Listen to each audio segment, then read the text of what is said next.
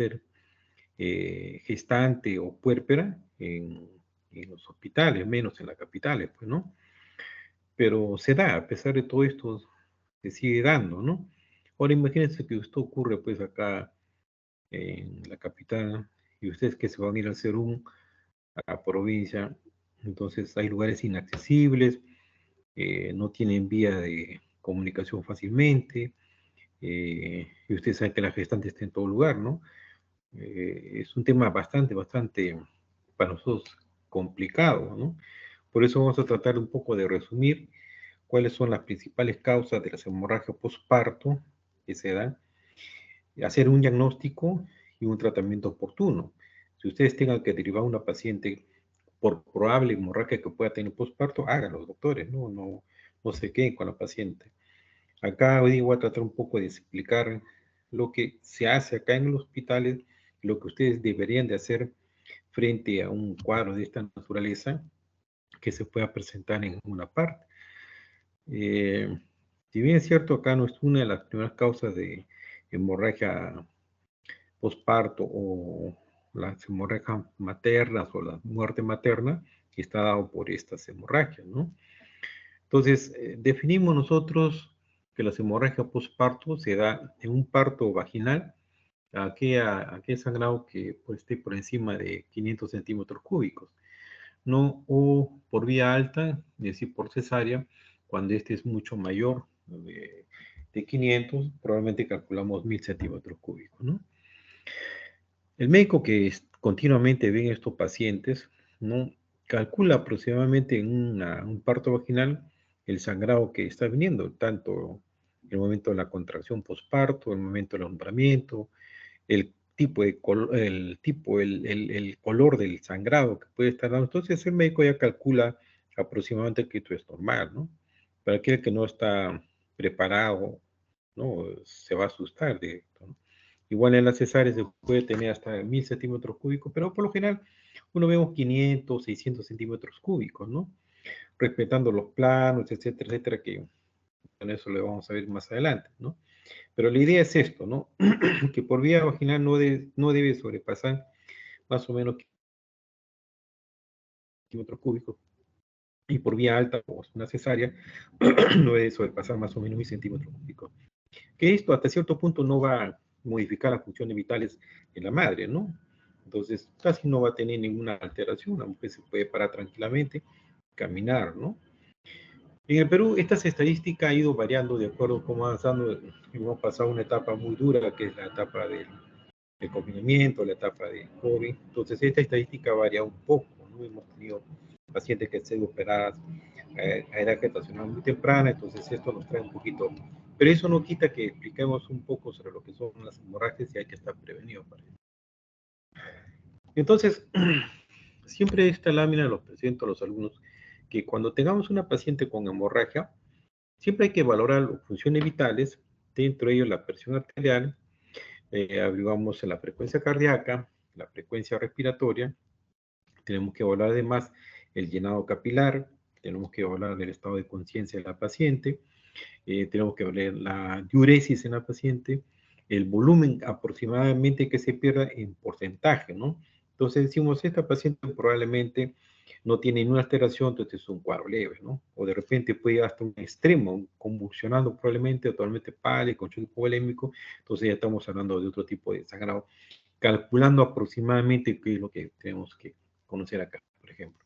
Ven ustedes ahí la parte celeste, la parte amarilla y la parte roja, ¿no?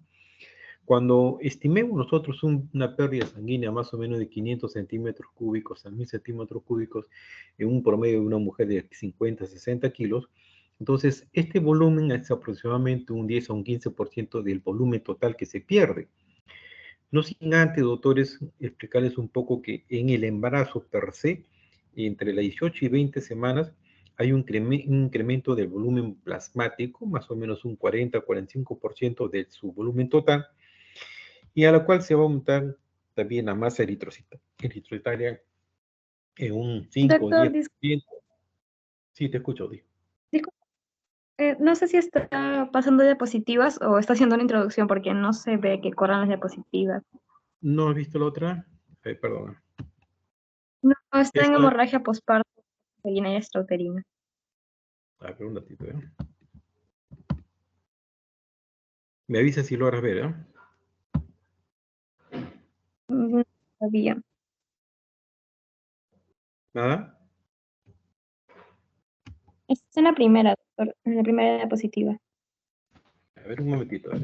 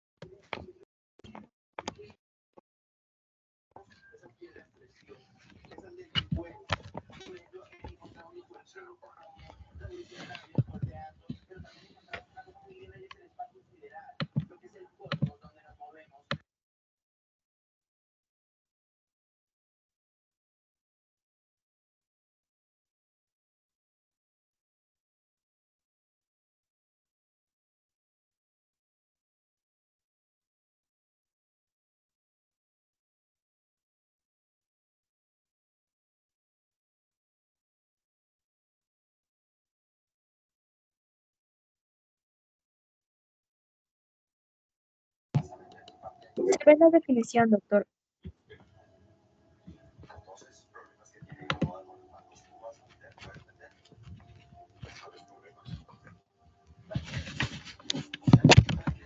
¿Ven ahora? Sí, se ve definición. Ya, a ver, voy a poner la otra. ¿Ahí ven? Sí, sí está ¿Logran ver? pasando. Ya, vamos un poco a repetir lo que ya hemos conversado. A ver, un ratito.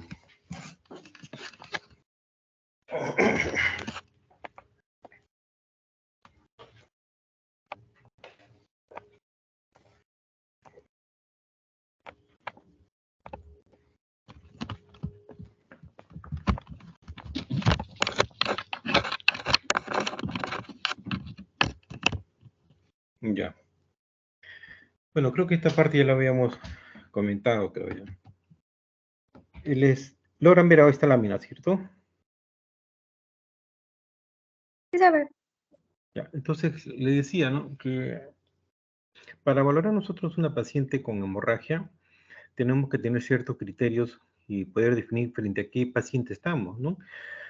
A veces vienen nuestros pacientes y nos dicen a nosotros, doctor, estoy con una hemorragia, ¿no? Dice, tengo una tazona, y etcétera, etcétera, ¿no? A veces quieren sorprender al médico, tener una ganancia secundaria, pero nosotros tenemos que estar preparados para esto, ¿no?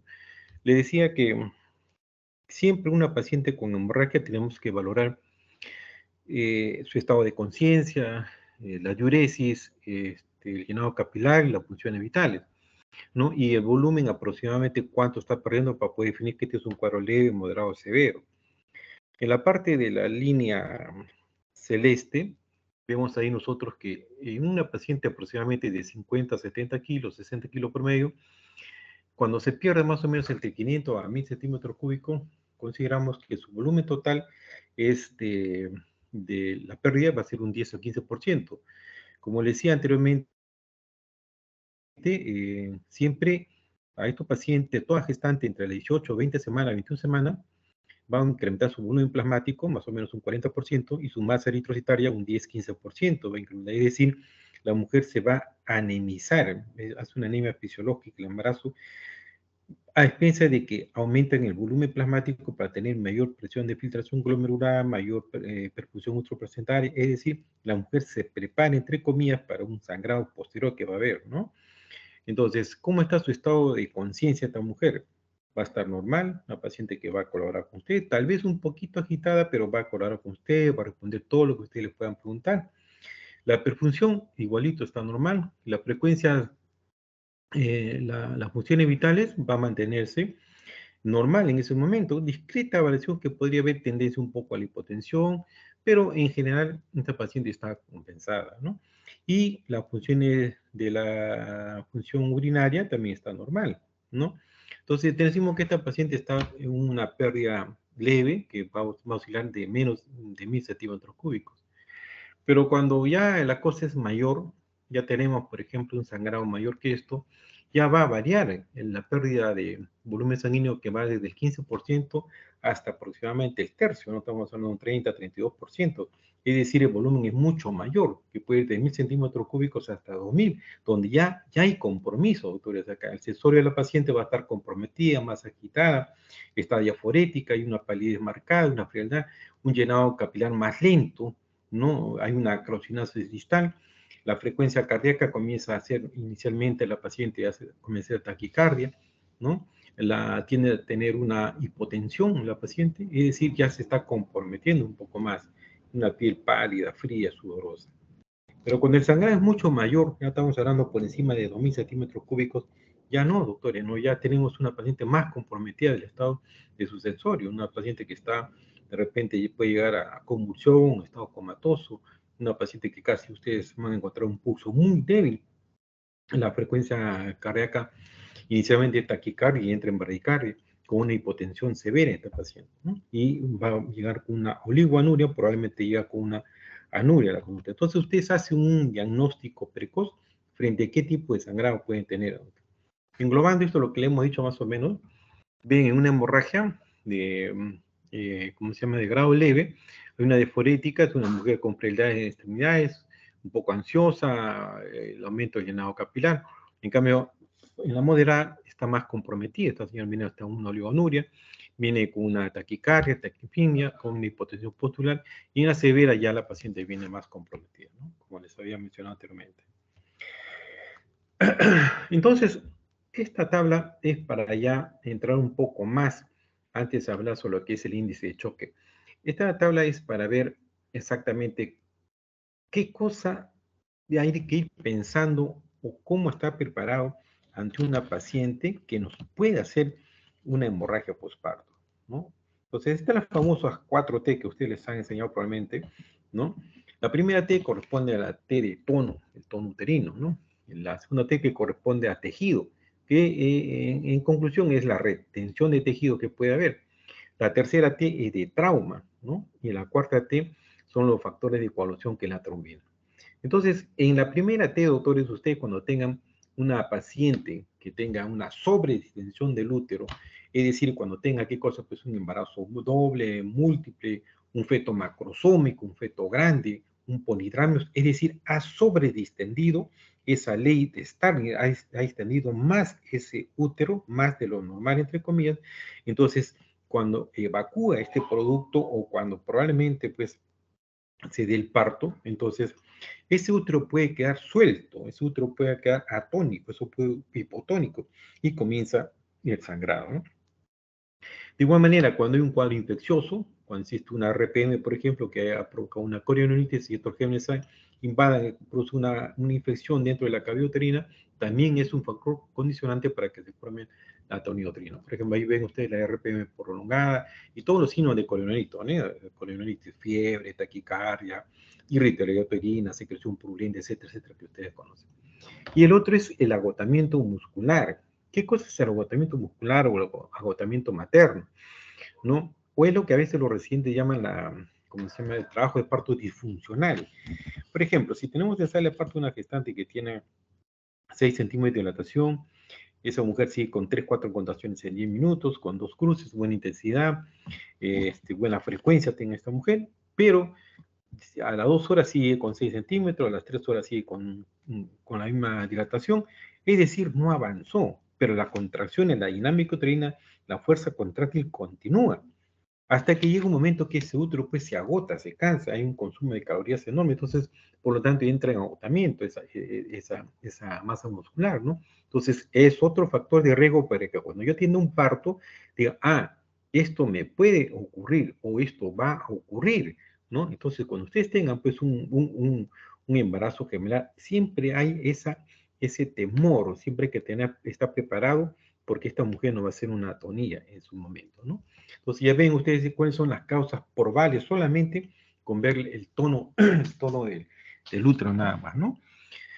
Puede ser, le están llamando ustedes en la sala de recuperación, en la sala de parto, le dice, está sangrando la paciente, y uno va y le toca la parte abdominal y encontramos un útero flácido, un útero que no está duro, no está pétreo, pues, ¿no? Entonces, muchas veces simplemente con un masaje uterino eso se va a contraer, ¿no? Y aparte otros medicamentos que lo vamos a hablar más adelante. La segunda T que corresponde a estas hemorragias postparto son la retención de tejido. ¿Qué cosa es la retención de tejido? Básicamente son la placenta, ¿cierto? Es decir, la membrana, se queda una membrana, o se queda un cotiledón, o un cotilón aberrante, o parte de la placenta se quedó, o lo que es peor, puede haber un acretismo placentario. El acretismo placentario es cuando la placenta va a provocar que se adhiera mucho más de lo normal, o sea, pasa el adhesivo, pasa el miometrio, hasta de repente lo puede perforar, y a veces uno en el intento de sacar no se da cuenta que esa placenta está completamente adherida, y en vez de hacer un bien, hacemos un daño, tratar de jalar y se va a venir en hemorragia la paciente, ¿no? Hoy en día, felizmente, tenemos ya la ecografía que a nosotros nos ayuda bastante para poder si existe o no existe un acretismo placentario, sobre todo en aquellas mujeres que han tenido cirugías previas, ¿no?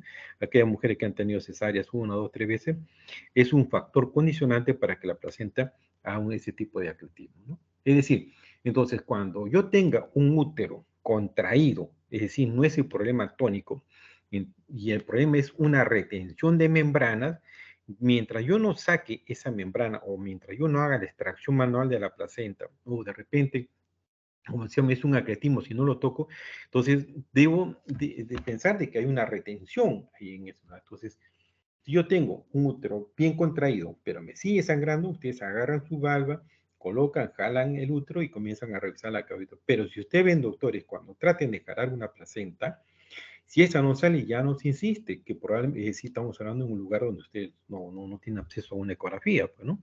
Entonces, y si tiene factores de riesgo, como son cirugías previas, en este paciente son las que tenemos mayor problema por la retención de tejido placentario. El tercer grupo de esto es la otra tercera T. ¿Qué cosa es la tercera T? Es el trauma, doctores, ¿no? Ustedes habrán visto, lo que han podido ver, la atención de parto. La atención de parto es un acto fisiológico, es un acto normal, es un descenso. El motor trata de expulsar ese móvil que tiene ahí, ¿no? De acuerdo a los efectos bioquímicos del trabajo de parto. Pero a veces ustedes han podido observar que la criatura no sale y el médico residente o el interno, el médico interno, agarra y con su puño, con su brazo, es decir, trata de empujar en el fondo del útero hacia abajo. Eso es lo que se llama la maniobra de Cristelle. Esa maniobra de Cristelle puede tener efectos negativos, ¿no? Entonces, el trauma, la ruptura uterina, una licencia, aquellas mujeres donde se ha tenido una cirugía previa, es decir, aquellas mujeres que han sido sometidas a cesáreas, o tal vez cesáreas innecesarias, tal vez, esas mujeres tienen mayor oportunidad de que se rompa el útero, o aquellas que han sido operadas de una miomectomía, aquellas que han sido operadas por miomas. Entonces, el mioma ha provocado en el útero, ¿qué cosa? Que quede simplemente la cicatriz, y cuando esto crezca, esa cicatriz ya no es un tejido muscular, es un tejido de relleno, y ese tejido de relleno, pues, doctores, va a ser, ¿qué cosa? Que no es elástico y se comience a romper ahí, ¿no? Bien. Asimismo, también, por ejemplo, un desgarro del cuello del útero, ¿no? Es decir, la gestante que está ocurriendo el parto, pero no completa la dilatación y le empujan esto, le hace empujar a la por y se puede romper ese cuello del útero, ¿no? Ese cuello del útero prácticamente, pues, hay que repararlo inmediatamente porque está contraído, ustedes han visto, han sacado la placenta normal, pero sigue sangrado, ¿no? Puede ser la rotura del cuello uterino, puede ser simplemente una distocia, que ha habido una distocia de hombres y al tratar de traccionar o jalar, eso ha podido provocar, ¿qué cosa? Que se rompa, ¿no? Igual también los partos instrumentados, aquellos que son sometidos por ejemplo, a un force, a un vacuum. El force son como dos paletas metálicas que se coloca en la cabeza del feto y se trata de traccionarlo y jalarlo hacia abajo, pero aquel que no tiene experiencia puede agarrar el cuello y lo tracciona, o la parte vaginal y lo tracciona hacia abajo, provocando, ¿qué cosa? La ruptura de esto, ¿no? O a veces agarran la pared vaginal y la pared vaginal también son desgarrados por esto. Todo eso corresponde a la hemorragia postparto, pero de tipo traumático, ¿no? La inversión uterina, es decir, que el útero se invierte, ¿no? Están jalando ustedes, es la maniobra de Credé, siguen jalando el cordón umbilical, ¿no? Y no se dan cuenta que ese útero se está invirtiendo, se está viniendo con la placenta, ¿no? En esos casos, inmediatamente hay que invertir, hay que volver una vez salido la placenta, se vuelve a colocar el útero en su posición, diciéndole al anestesiólogo al ayudante que no le coloque la oxitocina hasta que se pueda vertir ese útero. La cuarta T corresponde ser, doctores, a lo que es los efectos de la coagulación, ¿no? En este caso la trombina, ¿no? Estos defectos pueden ser de tipos adquiridos o congénitos. Los adquiridos son aquellos que se adquieren durante el desarrollo de la gestación, puede un cuadro hipertensivo, una gestosis, una preeclampsia, un síndrome de Helen, una preeclampsia severa, un trastorno de la coagulación por un efecto séptico o una embolia del líquido amniótico. Es decir, estos pueden provocar el consumo del fibrinógeno, el consumo de la coagulación, en este caso la fibrina, y aquellas pacientes que ya tienen su defecto anterior, que ya han nacido así, por ejemplo, esas enfermedades de von Willebrand y la hemofilia tipo A, en ellas hay que tener cuidado. Una vez hecho ese diagnóstico como antecedente, es preferible no quedarse con ese tipo de paciente, porque si no, esa le va a sangrar, doctores, ¿no? Le va a sangrar y el recuperar a veces es un poco difícil. Entonces, ante esto uno más o menos tiene que darse una idea frente a qué cuadro estamos, ¿no? Frente a esto tenemos lo que ustedes conocen como es el índice de shock, ¿no? Para muchos tiene mucho valor esto y para otros no, pero de todas maneras les menciono a ustedes que el índice de choque es más o menos la relación que existe entre la frecuencia cardíaca y la presión arterial sistólica. Si ustedes tienen una frecuencia cardíaca más o menos, pónganle ustedes 70 y tienen una presión arterial sistólica de 110, entonces hacen la diferencia, ustedes van a ver de que prácticamente pues tienen de 70 a 310, estamos hablando 0.1 más o menos, ¿no? 0. Esto, y entonces decimos que eso es normal. Pero ustedes, mientras vean que la mujer hace la frecuencia cardíaca, se incrementa esa taquicardia y la presión arterial sistólica disminuye, entonces el cociente va a ascender, va a aumentar, va a crecer. Entonces, mientras más alto sea, esto estamos frente a un cuadro más severo porque está haciendo un cuadro de hipotensión y taquicardia en un inicio y después probablemente a una bradicardia esta paciente, ¿no? Entonces, para esto existen ciertos factores de riesgo. Parte de esto ya lo hemos mencionado, de esa famosa 4T. Dentro de estos factores de riesgo tenemos aquellos trabajos de parto totalmente prolongados, como le explicaba, sigue con 6 dilatación, continúa 1 hora, 2 horas, 3 horas y la mujer se sigue agotando. Llega un momento que ese útero gasta calorías, gasta oxígeno, entonces entra en un ciclo de Krebs, un ciclo anaeróbico y ácido láctico y se relaja y se la musculaturaliza, ¿no? De igual manera, en el periodo expulsivo prolongado, podemos separar media hora en multíparas y casi 1 hora en una primípara. Pero si ustedes encuentran una mujer que ya tiene 2 horas ahí, existe algún defecto, sea deflexionado, sea enclavado, qué sé yo, entonces ha habido un factor que la mujer sigue empujando por arriba y no sale, y hay una fuerza contráctil que se va agotando en su momento, doctores, y ese es el factor condicionante. Cuando ustedes vean eso, siempre que tiene usted su ampollita de oxitocina en su bolsillo, porque estamos pensando que esta mujer de repente me va a hacer una hemorragia postparto.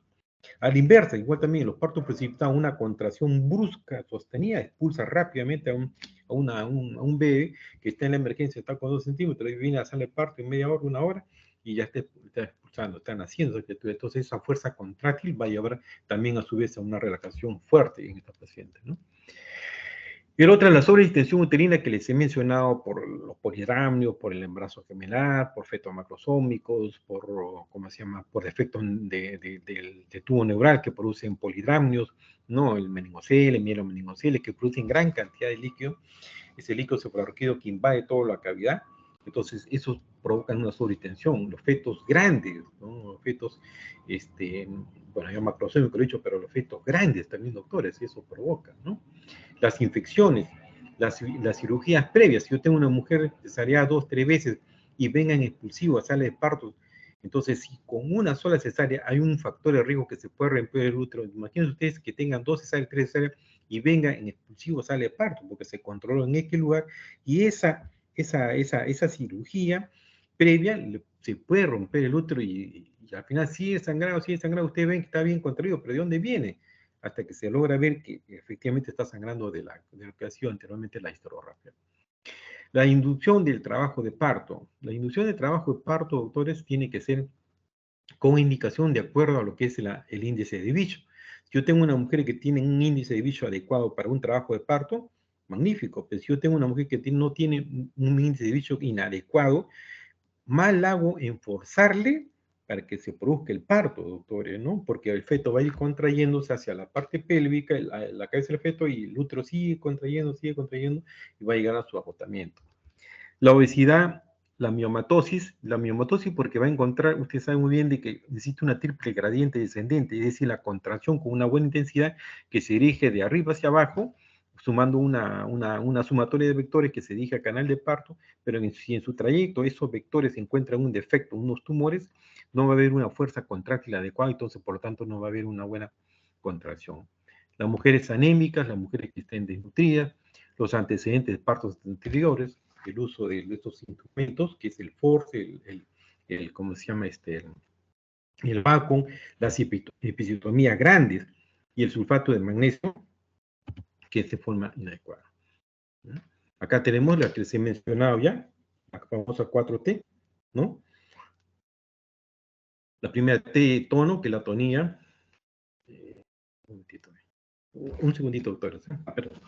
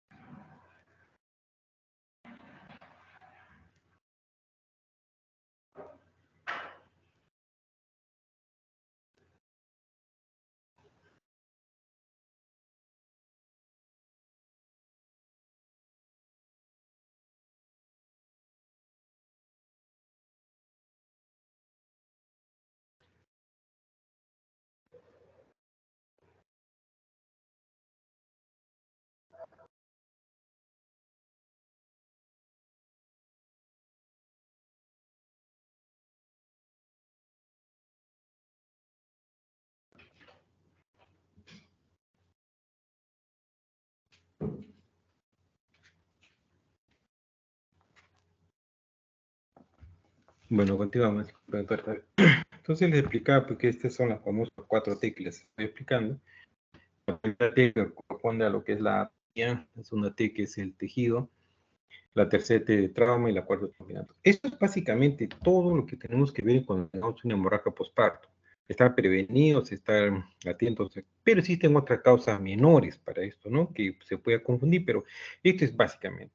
Cuando ustedes tengan una paciente en sala de partos que tenga un sangrado postparto, lo primero que tienen que pensar, lo primero de todo es el tono. Vean cómo está, si está contraído ese útero, ¿no? O si está simplemente una pequeña hipotonía, y lo cual ustedes colocan oxitocina, y cede esto, ¿no? Para el sangrado. O entra en una tonía. También ustedes pueden usar ahí lo que estoy manifestando, la oxitocina, los derivados de la ergometrina, el misoprostol, eso le va a responder muy bien, ¿no? De igual manera, cuando hay retención, ustedes tienen que ir, revisar la cavidad con una pinza Fester, agarran una pinza, ustedes creen que ha salido incompleta esa placenta, y se hace un escobillonaje con la pinza Fester y se comienza a limpiar toda la cavidad uterina, y eso le va a parar.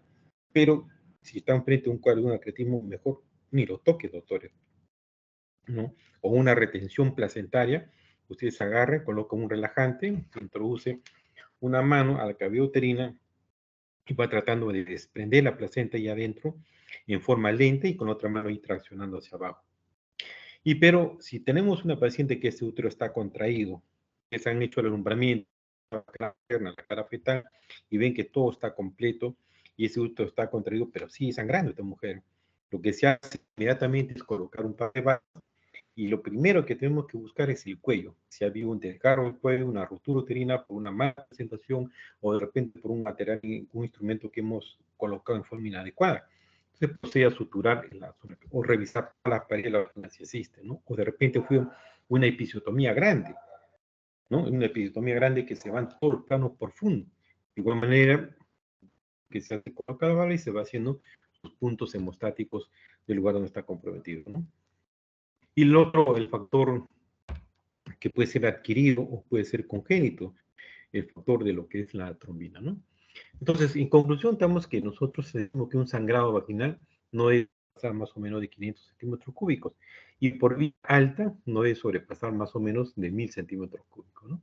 Entonces, tenemos que valorar a nuestro paciente postparto, inmediatamente pedirle lo que es el control de hemoglobina de forma temprana o tardía, dependiendo de lo que ustedes van a valorar en nuestro paciente, ¿no? Esto es un poco también recordando lo que es la atonía, ¿no? Es la primera causa, entre todo ese 4T, la primera, la atonía, ¿no? Es que usted tiene que primero pensar, ¿por qué está en la paciente? Probablemente esté en hipotonía o atonía esa paciente. Entonces, hay dificultad, hay retardo en la contracción, por algún motivo, etcétera, ese útero no se contrae porque se agotó, porque estuvo distendido, o porque existe un cuadro, algo ha provocado esa atonía, ¿no? Se presenta sobre todo, como ya le dije, en polidramio, en feto macrosómico, en el trabajo de parto prolongado, solo que es el agotamiento, ¿no? Ahora en mujeres está en expulsivo y el médico está que puja y puja, ¿no? La pobre mujer ya tiene más una que puja, pero no se dan cuenta que esa criatura no ha rotado su cabeza, no está en occipito púbica, o de repente no completó, no, de repente está apurado, o de repente se deflexionó, entonces hubo algo ahí, ¿no? Esos trabajos de parto que son prolongados. En las multíparas, grandes multíparas, ¿no? Esos úteros que están sobreextendidos, prácticamente hecho unas hilachas, una presión en esa paciente, ¿no? Esas tienen mayor tendencia. Si yo tengo una gesta 10, por ejemplo, ¿no? Que ustedes, no es raro que ustedes vayan a provincia y vayan a encontrar en la sierra, gesta 10, gesta 12. Entonces, si ustedes sepan eso, esa paciente probablemente le va a hacer. Entonces, hay que estar preparado para esto como un factor de riesgo que no ver, ¿no? Igualmente los cuadros de toxemia, las mujeres añosas, ¿no? Es mujeres desnutridas, el uso prolongado de oxitocina también es otra cosa, pero esto más es para el problema de ruptura uterina, ¿no? Tanta oxitocina le pone que la fuerza contractiva que puede provocar la ruptura y sobre todo en aquellas pacientes que han tenido cirugía previa, ¿no? La miomatosis uterina, como le dije a ustedes, no, esa suma de vector no guarda una dirección adecuada, entonces la fuerza contráctil es irregular en esos pacientes, ¿no? Y el uso de, generalmente, adoltanos, el uso de sulfato de magnesio, cuando ustedes manejan estos pacientes con preeclampsia, le dan ustedes el sulfato de magnesio como preventivo de las convulsiones, y eso es un relajante. Por eso que cuando operan, el médico sale una cesárea, va a operar y tiene que avisar al anestesiólogo que esa paciente ha sido manejada con sulfato de magnesio para que ustedes vean que no hay que estar prevenido para esto, ¿no? Entonces, ¿qué hacer frente a todos estos cuadros que tenemos acá nosotros? Vamos a ir de lo más simples hasta lo más complejo, ¿no? Entonces, si yo tengo pues una paciente que está haciendo un problema de sangrado, ¿no? La primera causa que le mencioné es el problema de tipo del tono, ¿no? Entonces, un masaje uterino que ustedes puedan hacer, ¿no? Continuo, el uso de oxitóxicos, ¿no? Colocan ustedes oxitocina 10, 20 unidades directa en bolo, o si no, en aquella paciente que puede usar la ergometrina, pero aquellas que no, aquellas que tengan problemas hipertensivos, preferir no usar esto, porque es un vasoconstrictor. De igual manera, podemos usar el misoprostol, 4 tabletas intrarrectal, o si no, 1 o 2 tabletas sublinguales. Es una acción rápida, nos ayuda bastante para controlar el tono, ¿no? Administrar un poco corregir el volumen que se está perdiendo, ¿no? En los casos de la maniobra de CREDE, cuando se va jalando el cordón, tiene que ir con una mano en el cordón y la otra mano va en el fondo del útero para ver si es que se nos está viniendo todo el útero, ¿no? Está ahí calculando si realmente se puede hacer una inversión del útero, ¿no? El vaciamiento vesical ayuda bastante porque a veces también la vejiga llena impide que se contraiga el útero, ¿no? Entonces, en estos casos de que colocamos una sonda para que se pueda contraer bien mejor, ¿no? Ahí le mencionaba el misoprostol sublingual intrarrectal. O en caso ustedes vean que esto no cede porque está en frente a un parto vaginal, lo que se hace un packing, un taponamiento uterino, ¿no? Ustedes agarran 3, 4 dressing, esas gasas grandes, y colocan dentro del útero, ¿no?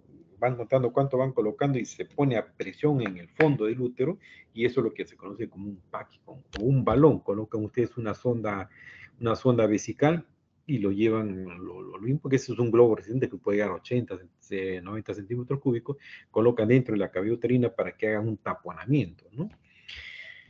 También cuando tengamos esos casos y eso no se da, entonces un consejo que siempre le doy a los alumnos es que ustedes colocan un par de valvas y traccionan el labio anterior y posterior, lo traccionan bien, y en horas de reloj, más o menos en horas 3 y horas 9, van a colocar la pinza Fester, traccionan y comprimen ahí, porque a nivel de ese lugar se está produciendo lo que es la entrada de la arteria uterina que va a ascender por la cara lateral que se va hacia el fondo del útero. Entonces ustedes comprimen o taponan esa, clampan la uterina, entonces el sangrado va a disminuir y de esa manera ustedes podrán transferir o llevarse a la operación, lo que fuese, pero ya de una manera u otra se están corrigiendo. Si estamos frente, es decir, estamos en sala de parto, frente a un parto vaginal, etcétera, etcétera, pues si estamos frente a una cirugía, ya esto ya le corresponde pues al médico y especialista, al cirujano que está operando, ¿no? Lo que hace el doctor, hace una ligadura de la arteria uterina, baja el sangrado, ¿no? Dependiendo de la naturaleza, porque si yo tengo una tonía, entonces me va a disminuir, pero hay un riesgo que ver. Si en caso esto falla, le hacemos un empaquetamiento, ustedes han visto como un tamalito se hace, eso se llama el punto de Belinche. Este punto de Belinche es como un tamal, agarramos con el crómico número 1 y presionamos al útero, ¿no? De esa manera ayuda bastante. Aún si esto falla, doctores, tienen ustedes la ligadura lipogástrica. Bueno, por eso digo, eso ya es parte ya del especialista, les menciono porque eso lo hacen mucha gente, ¿no? Ir a identificar en la fosita ovárica, agarrar, buscar la arteria hipogástrica, entonces se liga y eso baja, ¿no? Pero ya en otros extremos mucho mayor, doctores, muy al margen de la edad, y ustedes están viendo que se está comprometiendo las funciones vitales, el estado hemodinámico de la paciente, y hay un riesgo de muerte, entonces ya lo único que tenemos que hacer es hacer una histerectomía, ¿no? Como les vuelvo a repetir, muy al margen de la edad, ¿no? Muy al margen, puede ser una mujer joven, pero he hecho todas mis maniobras que corresponden y veo que me está fallando y he hecho hasta la ligadura, entonces tengo que irme a la histerectomía, ¿no? El segundo punto, como ya hemos mencionado, era lo que correspondía a lo que es tejido, ¿no? Es decir, básicamente lo que es tejido, pues lógicamente de lo que es la placenta, ¿no? Parte de la placenta, membranas, cotiledones, es decir, es el tejido que está comprometido, es un tejido, entre comillas, vamos a poner un tejido extraño para la paciente, ¿no? En este caso, por ejemplo, puede haber cotiledones aberrantes que se han quedado al fondo, un alumbramiento incompleto, se han quedado membranas corio y amnio, se han quedado adentro, un acretismo placentario, ¿no? Vuelvo a repetir, el acretismo placentario es la implantación y es hasta la perforación de la pared uterina. Entonces eso no lo van a poder sacar, doctores, eso va, ni intentarlo sacarlo, no, ni es necesario, porque eso va directamente a la histerectomía. Y la placenta previa, generalmente le pongo acá la placenta previa, pero en realidad en la placenta previa rara vez que se puede membrar, salvo que haya una placenta previa con acretismo placentario, ¿no? Entonces, eso es lo que corresponde a hacer, ¿cómo se llama? La segunda causa de hemorragia postparto, que es la de tejido, ¿no? Ven ustedes que la primera corrigen, ven que ustedes que está bien ese tono. Sigue sangrando, van a revisar ustedes su cavidad del útero, revisen su placenta, vean cómo está. No hay nada acá en esto, dice el autor, todo está completo, esa placenta no tiene nada, entonces me voy a pensar en otro tipo ya de trauma. Antes de esto tenemos, como les vuelvo a repetir, el acretismo, ¿no? Como dice ahí, el acretismo es la inserción anormal de una parte o toda la placenta, ¿no? Con ausencia total o parcial del adhesivo basal. y con una anormalidad de la caduca verdadera, es decir, la penetración de las vellosidades coriales a la pared uterina. Es decir, estas vellosidades coriales de esta placenta se va a ir perforando, penetrando, adheriendo, sometiéndose, no sé, lo que ustedes quieran denominar, cualquier sinónimo, pero la idea es que me entienda que esa placenta se va adheriendo cada vez más y más y es difícil después sacar, ¿no? Esos pacientes se van directamente a la histerectomía. ¿En quiénes se va a ver más eso? Cuando ustedes tengan pacientes que me puede hacer una hemorragia, que yo tengo una paciente que de repente tiene un peso adecuado a su criatura, tiene 200, veo que la placenta está, ¿cómo se llama? Una inserción baja, o de repente hay cierto grado de creatismo, entonces tengo que pensar, pero ¿en quién es? ¿Es una mujer múltiple, es una mujer añosa, es un cesárea anterior, placenta previa? ¿No? Es decir, algo que me empuja a pensar que yo pueda estar frente a un cuadro que probablemente sea una hemorragia postparto.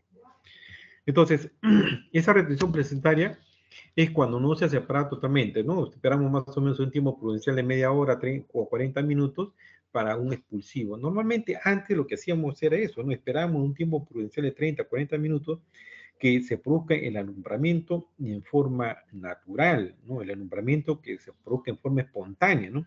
Ya sea por la cara total, que es la palpación de Schultz, o si no se venía de costado, que era la palpación de Duncan, veíamos el sangrado, con el sangrado, cómo se contrae el útero, los signos que aparecían, etcétera, etcétera. Entonces nosotros decíamos, esto está bien normal, pero cuando esto pasa más de una hora, oye, esto no sale, entonces hay algo que sale, o el cuello se cerró antes de, entonces quedó atrapada la placenta adentro, está suelta, pero está atrapada, o de repente esa placenta está adherida a una de las paredes ahí, ¿no? Entonces eso va a provocar un sangrado, doctores, ¿no? El sangrado es abundante, existe la posibilidad de un acletismo. Cuando vean ustedes eso, hay que pensar que de repente hay un acletismo ahí. La retención de resto, como le mencioné anteriormente, ¿no? Es el nuevamiento incompleto que se presenta después del parto y después de la cesárea, ¿no? Es decir, no han sacado, aunque le parezca mentira, doctores, en la cesárea también se queda parte de la membrana, porque a veces el médico residente, por apurado, va a sacar y no se da cuenta que le está quedando membranas ahí adentro. Por eso se revisa bien la cabeza, ¿no? Les pongo esto porque eso ocurre, ¿ya? Inclusive en la cesárea, ¿no? Es una complicación frecuente e incluso con infección. Si yo tengo una paciente que se va a su casa, el interno ha atendido un parto, aparentemente le ha puesto en la historia clínica que todo está completa, la placenta cara anterior, posterior, entonces si todo está completa, entonces va a su casa, pero el problema es que si no la han revisado bien o no tiene experiencia o nadie lo supervisó, entonces se va con su membrana a la casa y esa paciente viene a los pocos días a venir con un cuadro infeccioso, con secreción purulenta, con oloquio mal olor, es decir, viene infectada esta mujer con una endometritis puerperal, ¿no?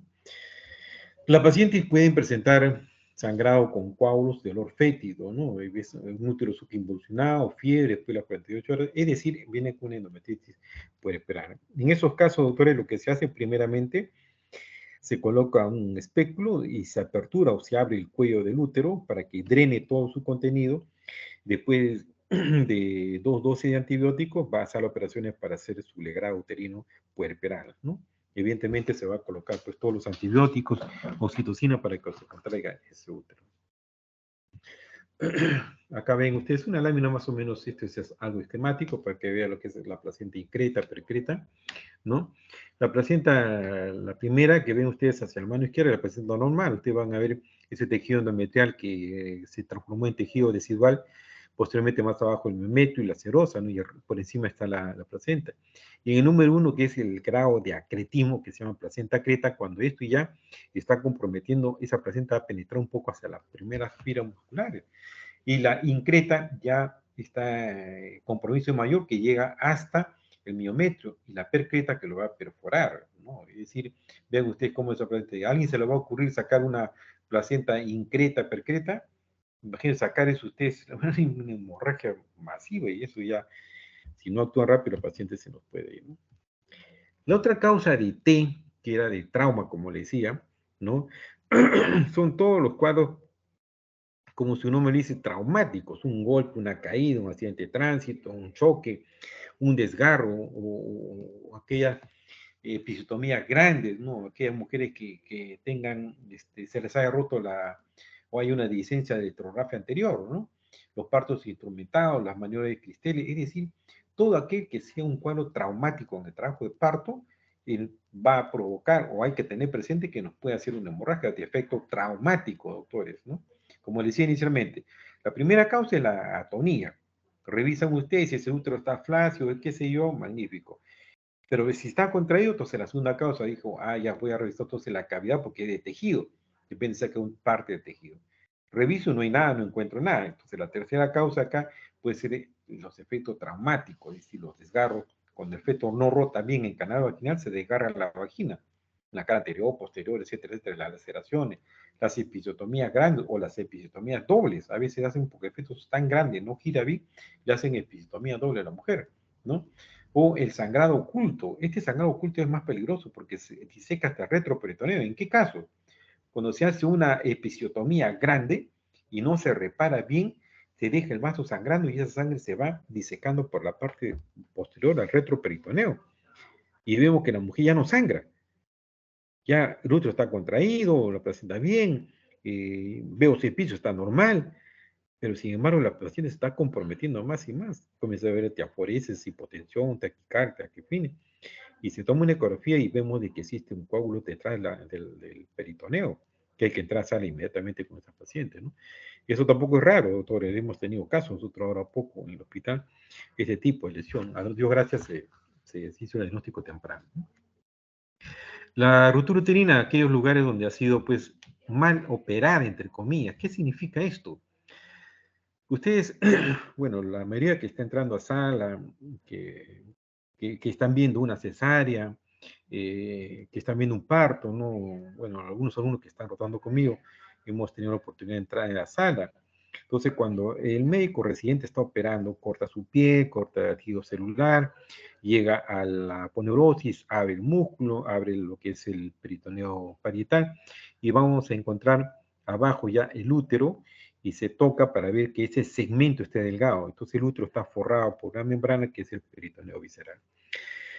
Entonces todo ese el corte que se hace el útero, ese se llama histerotomía. Pero la histerotomía, doctores, se realiza en la zona del segmento. ¿Qué cosa es el segmento? El segmento es la elongación de lo que fue el istmo.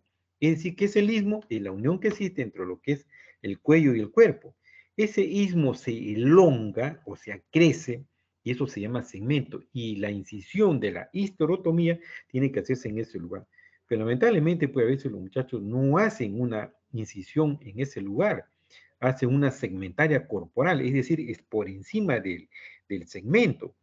Entonces, por encima del segmento tiene mayor riesgo que esto se pueda romper, porque están haciendo en un lugar donde no están tantas fibras elásticas que tiene ahí, ¿no? Es decir, hacen una estereografía corporal o segmentaria o transversa, ¿no? Hacen más arriba inclusive.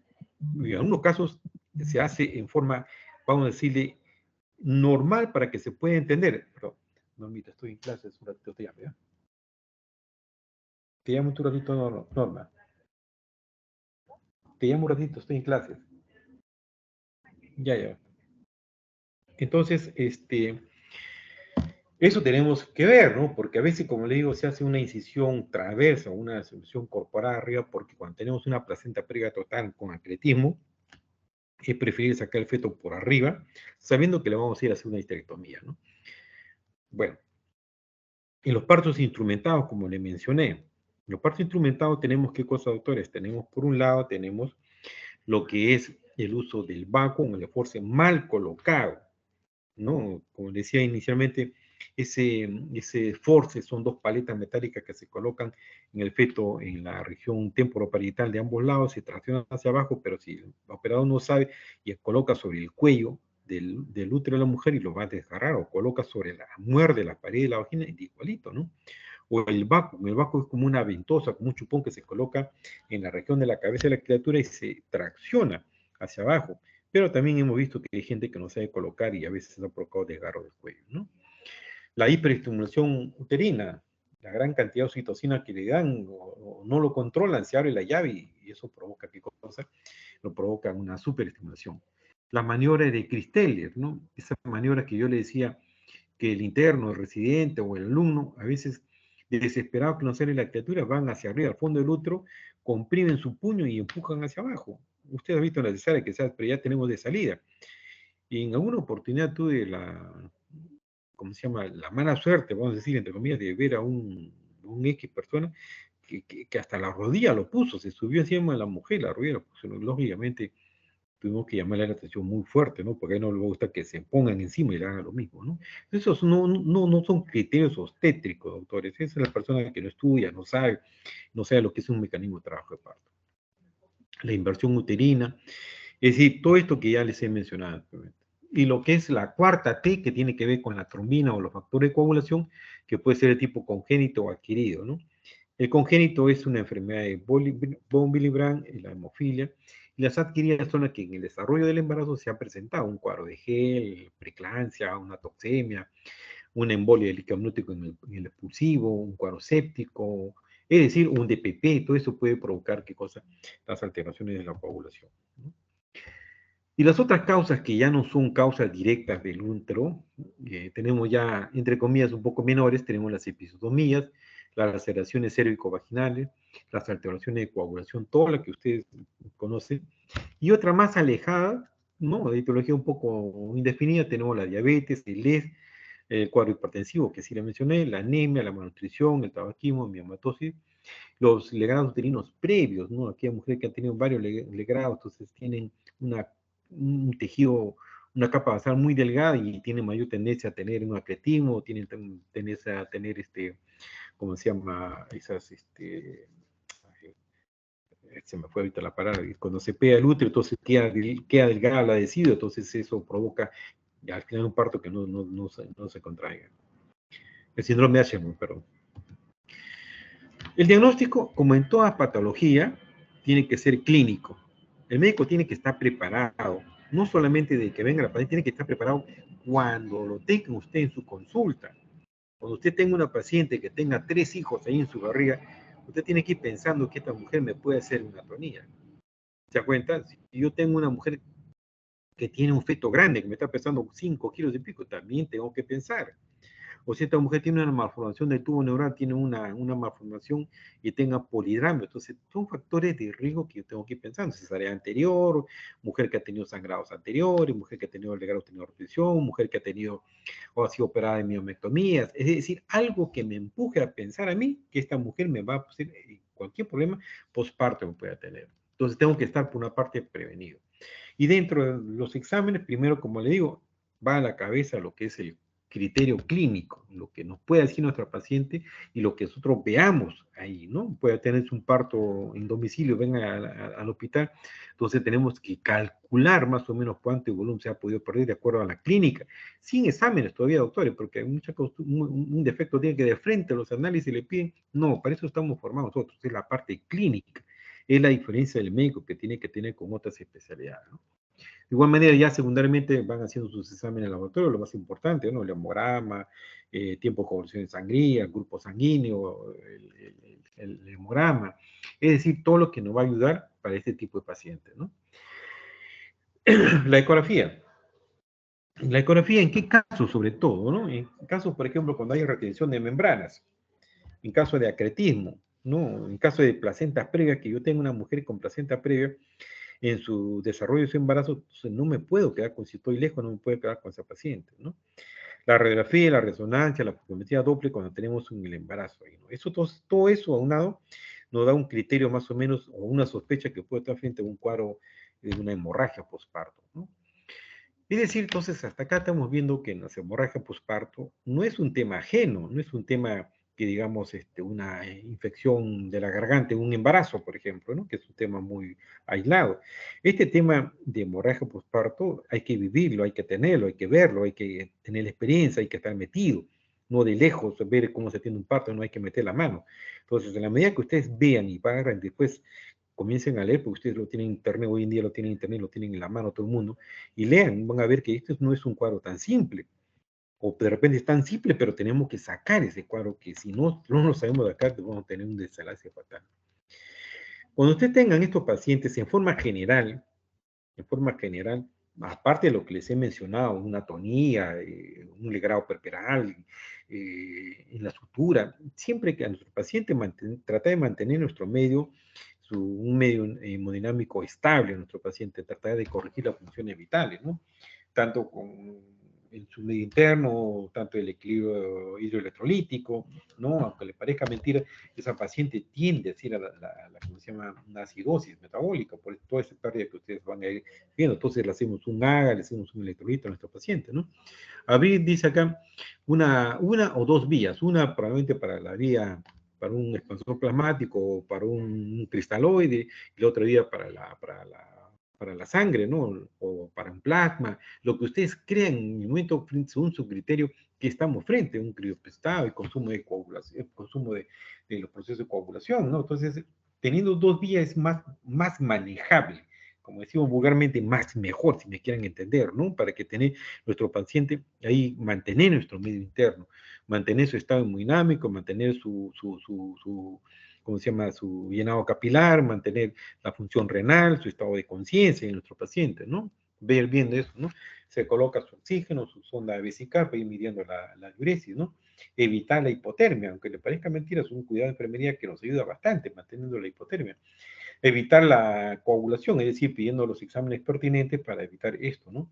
Mantener el gasto cardíaco, como digo ahí, las funciones vitales, y evitar la acidosis, no hipocalemia, y la hipopotasemia, ¿no? Bien. Entonces, conocido todo esto, conocer lo que ustedes ven, lo que ustedes están frente a un cuadro, tenemos que tener cierto criterio para decir, o en otra palabra, para poder respirar, para estar más tranquilo y poder retransferir a otro lugar, ¿no?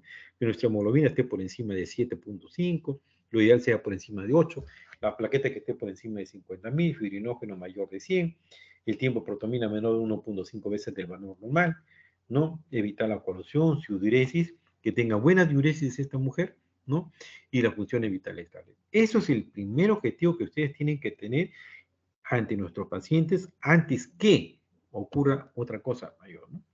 Identificando siempre qué cosa está ocurriendo o qué cosa ocurrió, porque si viene una paciente en expulsivo, ustedes no saben, nunca la han visto y viene de frente a sala de parto, entonces ocurre este desenlace, entonces hay que buscar inmediatamente nuestro criterio clínico, buscar dónde está el problema, ¿no? Es una retención placentaria, ¿cómo se llama? Se quedó membranas, o de repente ese útero está atónico, o de repente ven que usted está colgando la placenta y no ha salido, o ese útero se ha invertido. Entonces, el criterio clínico es inmediato y aparte usted tiene que ordenar a su técnico, enfermera que tenga costado, abriendo la vía, colocando, el médico ordena, el médico es el piloto, es el que dirige ante estos cuadros, que no se meta todo el mundo, en ese momento todo el mundo mete su mano, es un desorden, un caos, una hace la receta, el otro el análisis, los dos quieren hacer los análisis, es decir, el médico tiene que comandar esto, doctores, ¿ya?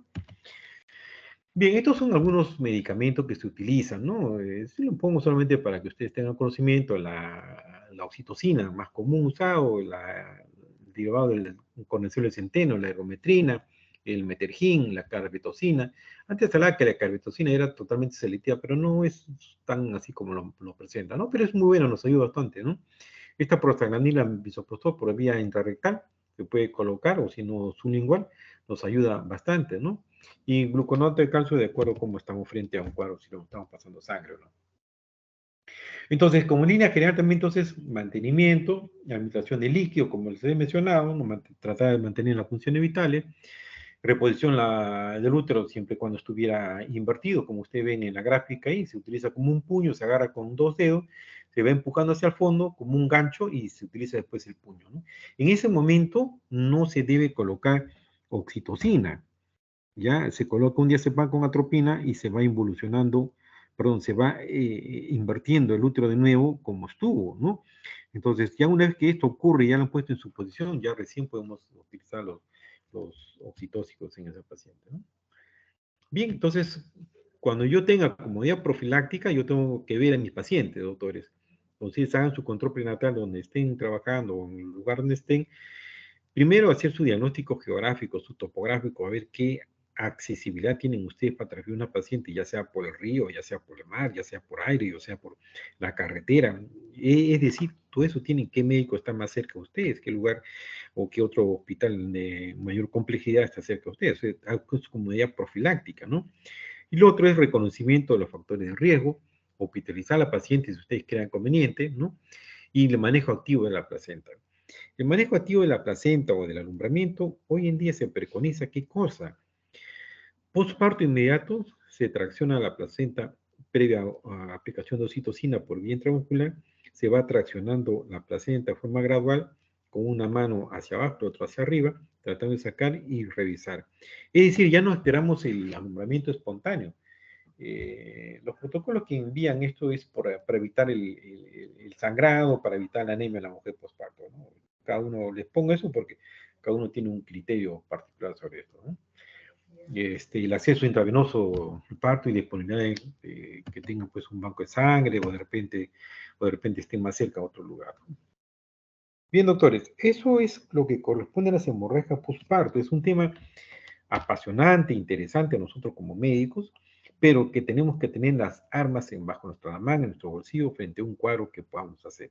Si usted tenga que transferir a una paciente y no quedarse, es mucho mejor, porque ustedes lo primero que van a hacer, van a seguir esa provincia. Pero ustedes en su etapa del internado van a ver. Y como consejo, pongan la mano, miren, vean, tocan, ¿qué hace el médico, doctores? Bien, no sé si hay una pregunta, a ver.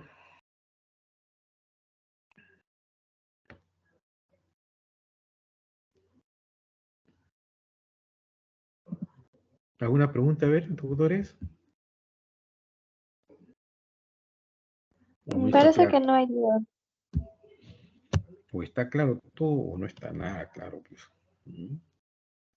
Lo vuelvo a repetir, doctores, este es un tema, para el que vive de esto, realmente es un tema muy bonito, ¿cierto? Para nosotros, pero no para la paciente, pues, ¿no? El estrés que pasa el médico acá, una cosa es la parte teórica y otra cosa es estar ahí en ese momento, el sangrado, esa paciente que está ahí frente a nosotros puede ser nuestra madre, nuestra esposa, nuestra hija, nuestra hermana puede ser, entonces hay que tratarlo con ese cariño a esa paciente. Bien, doctores, si no hay preguntas, nos quedamos ahí. Queda agradecerles a todos ustedes por escuchar el tema. Muchas gracias, doctor.